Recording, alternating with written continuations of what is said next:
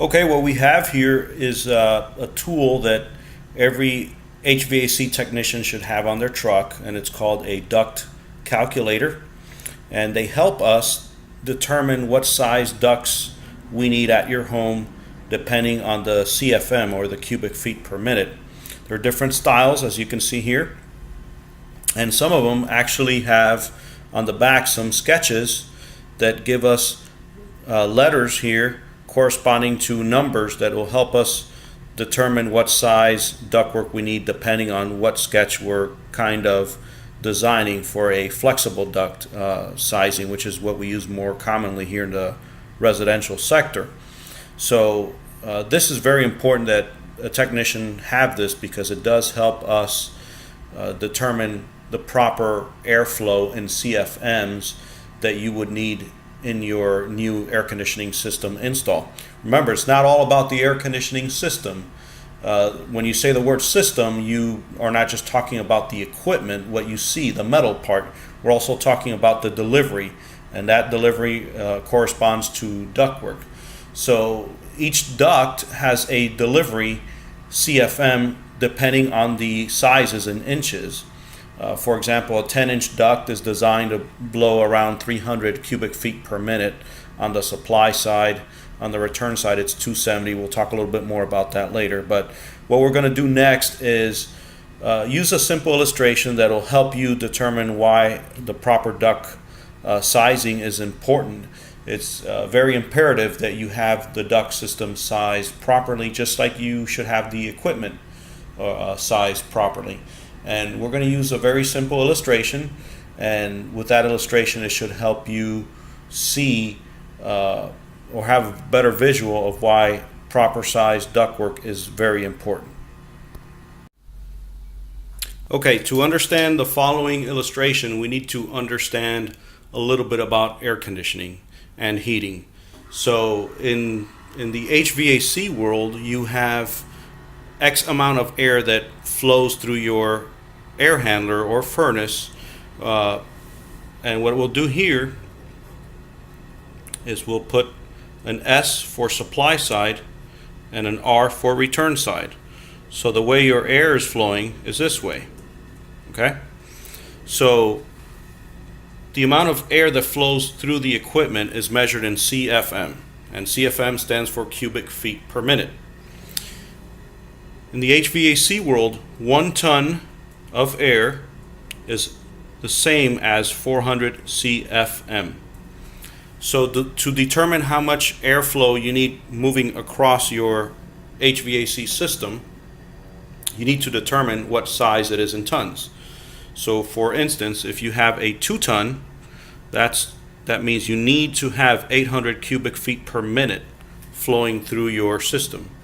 If you have a 4 ton, you know it's 1600 cubic feet per minute. All you're going to do is multiply that number, the 400, times the tonnage. Obviously, if you have a 3 ton, which is in between, it's 1200 CFM, or cubic feet per minute. That being said, we're going to do an illustration here to kind of exaggerate why it is very important to look at your ducts or have them analyzed thoroughly before you replace your HVAC system. Okay, so here we have something that most likely is in every household in America. It's a blower, a hair dryer. And here is something that's also in every house in America, I'm sure. An empty paper roll. And let's just assume that this is your air handler and the air is going in this way and coming out this way. Let's assume this paper roll is your ductwork. So as you can see there, it's almost the exact same size of the blower or hair dryer. Now let's say we take this out and we decide to use this as your duct, a straw. What's going to happen inside your home? Well, inside your home you're going to have uneven temperatures, rooms that are too hot or too cold. As far as your equipment goes, it's going to die out prematurely because your blower motor needs to blow air through it at a certain rate depending on the size of your HVAC equipment, like we just analyzed a few minutes ago. And if you don't have the proper size ductwork, that blower is going to try to turn the air through there, but it only has the capacity of a straw. Obviously this is exaggerated, but it might not have the proper capacity in cubic feet per minute that the unit is designed to deliver. So in this case, let's say this hair dryer is a 2-ton unit and I'm putting the ductwork equivalent to half a ton. What's going to happen? All the things that we mentioned. Your outdoor equipment's also going to work harder. You're going to have compressors that are overheating. As a result, your outdoor fan motor can also go out. All these things attributed to not having the proper size ductwork. Same thing can happen on the return side. You need an X amount of duct flow through the return so it can deliver the air throughout the house. In many cases, we've seen returns that are too small. So your system now is starved for air. It can't pull the air through that it's trying to pull in this way to blow it out that way. So having improper ductwork on the supply side or on the return side can be a disaster to you. You're going to be far off worse if you replace the HVAC system and you never even address the ductwork at all. You might have had rooms that were too hot before or too cold. Well, guess what? With a new energy efficient HVAC, you're still going to have the same issues. Why? Because the ductwork was never looked at. So what I'm going to do next is I'm going to show you how you can properly size the ductwork. As we went over in just a few minutes, using these tools here, a ductulator, the technician or the estimator can design the proper size ductwork if the case is that your ductwork is too small. 9 out of 10 homes that we look at have this issue. So you want someone that's using the right tools. Guess what, guys and gals? If the person coming out to your home does not have any one of these tools, run. Don't walk, run away. So to make it simpler for everyone watching here on YouTube, we've come up with this little ductwork item sizes. And you can see the sizes of the ductwork here, like a 4-inch, a 5-inch, a 6-inch, 7-inch, and all the way up to 20-inch. And then you have two columns, the supply side and the return side. Now let's take, for example, a 10-inch duct. On the supply side, it's designed to blow 300 CFMs. On the return side, it's only 270. Why? Well, on the return side, you have your filter, you have your fan motor. All these things cause a little bit more restriction. So you actually need to make your returns a little bit bigger to equate to the same amount of CFM airflow that you have on your supply side. So that being said, as you can see here, this is just to make it a little bit easier. We took most of the information from our ductulator. You can see that different sizes of ductwork will give you different amount of CFMs on the supply and on the return. That being said, let's simulate a home, a small home, let's say a condominium with maybe a 1-bedroom condominium, to make things simpler. And let's assume that we're putting in a 2-ton system. Okay, so what we're doing here is we're assimilating a 2-ton HVAC system replacement in a condominium. And what you see here is you have your return side where the air is pushing this way, and then the supply side, which is then delivering the air throughout the unit. So if you notice, there's a number on your two main ducts coming out of the unit. These two are your main trunk lines. This is for a flex system. So you have the two main trunk lines, and the number you see inside the boxes here is the size of the duct that's leaving the unit and coming into these junction boxes, or mixing boxes as some of us call it. So you'll notice there's a 10-inch and a 12-inch. So you got your 12-inch here and your 10-inch here.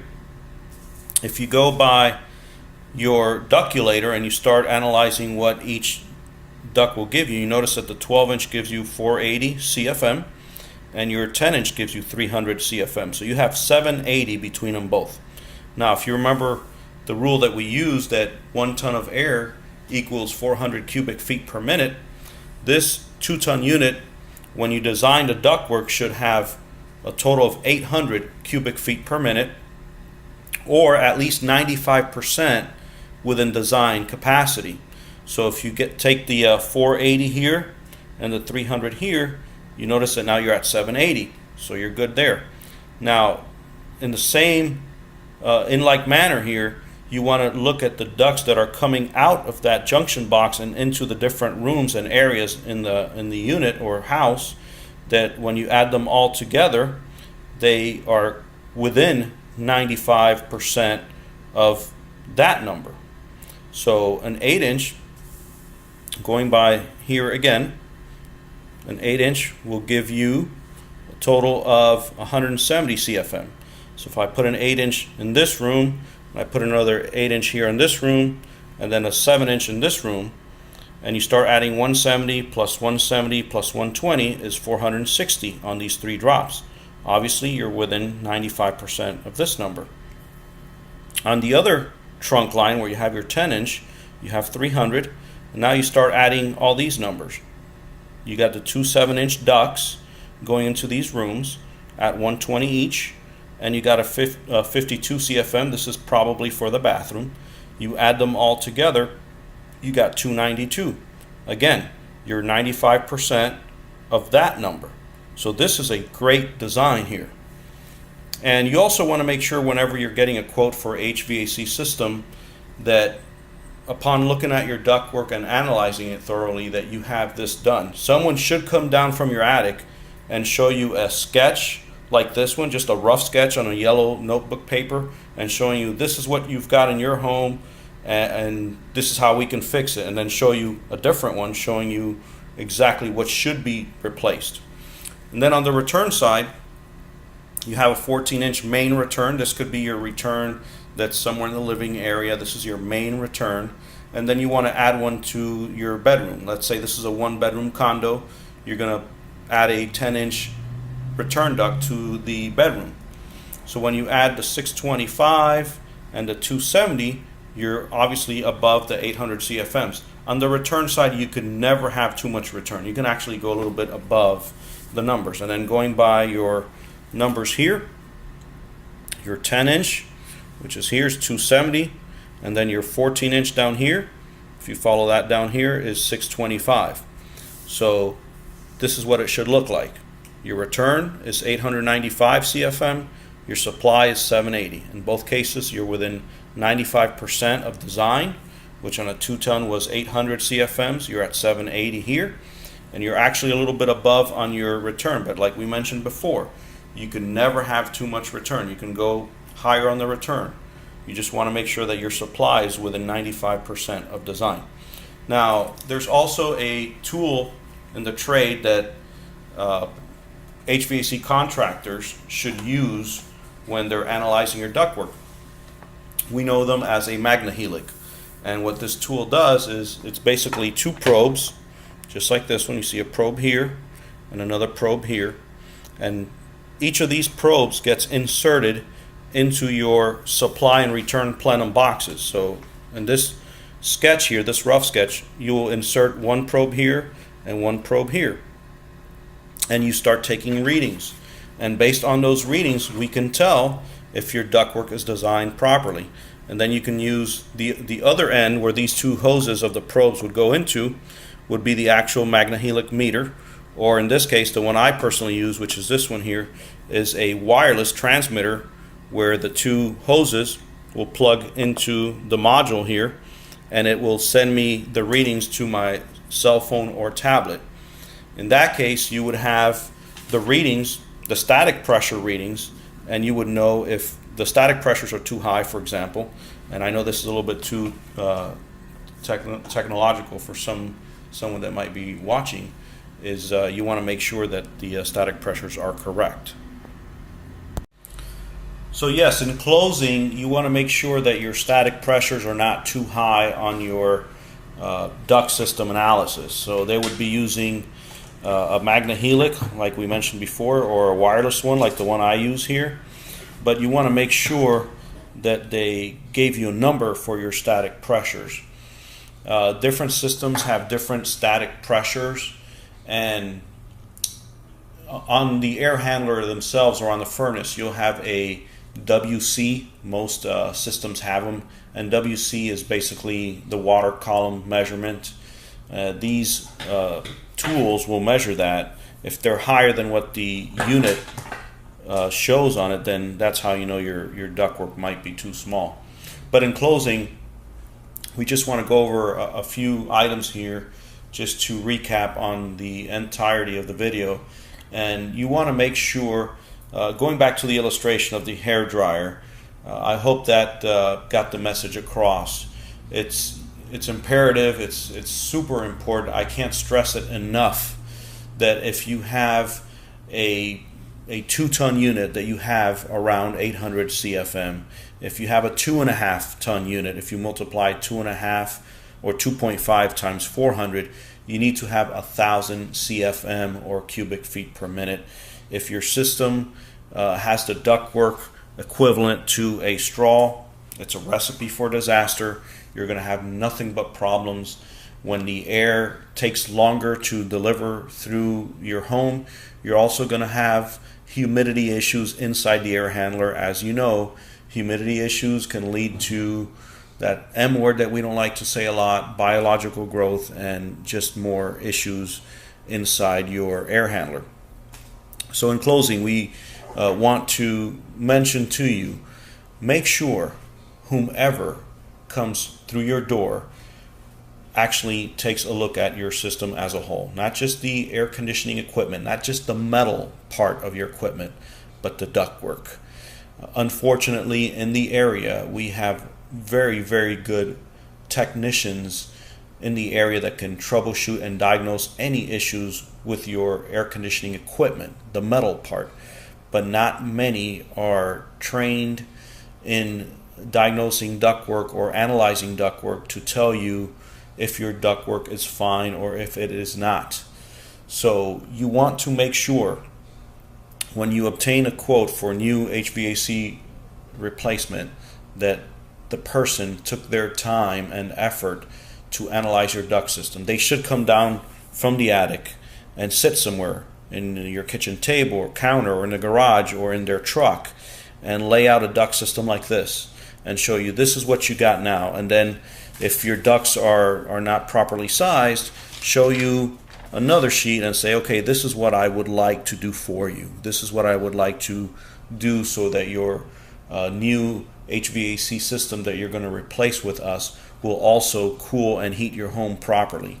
And this is the way how I'm going to take care of the problems with that room in the back that's too hot, or the humidity issues. We're going to take care of that by designing your ductwork, and that person should have a layout showing you what their plan is. And then also they should have some kind of tool like the ductulator, or on their phone, or a sheet like this one, a cheat sheet like this one that will tell them, you know, what size ductwork equals to how many CFM, so they know how to design it. And of course they should also have diagnostic tools that will tell them if your static pressures are too high.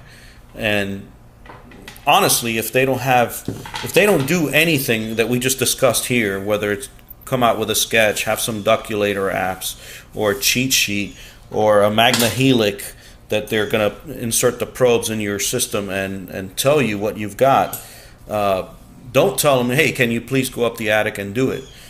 Just take the estimate and tell them goodbye and never deal with that person ever again, because if they're not going to take the time and energy to help you out and look out for your best interest, well then, quite honestly speaking, they're just not looking out for your best interest. So you want to make sure that they're doing a thorough duct analysis.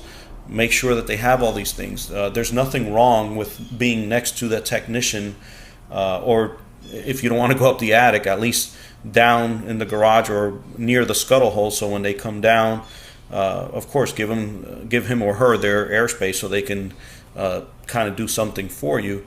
Another thing that helps out too is pictures and videos. I like to personally take pictures. Sometimes I will take a video and say, this is the ductwork of Mrs. Jones' home, and here we have the supply plenum, or here we have the return plenum, and this is the ductwork that goes in their bedroom and all that, while I'm up there in the attic. And I like to use their name so they know that the video or the picture that I took is actually from their home and not from another home. So these are ways that we do a thorough diagnostic or analysis of the duct system, so that we ensure the customer, you, the consumer, that we're looking out for your best interest, and that we want to make sure that when you do replace the air conditioning system, we're not just replacing the metal part, but also if it needs to be replaced. Sometimes the ductwork is fine. There's no issues with it, but unfortunately in our area, most homes, 9 or 8 out of 10 homes, in my personal experience, have improper sized ductwork, and they're usually too small. So I hope this video provided at least some education for you, and feel free to respond to the video if you have any questions, or send an email, and I would be happy to answer it for you. Thank you very much. Thanks for watching.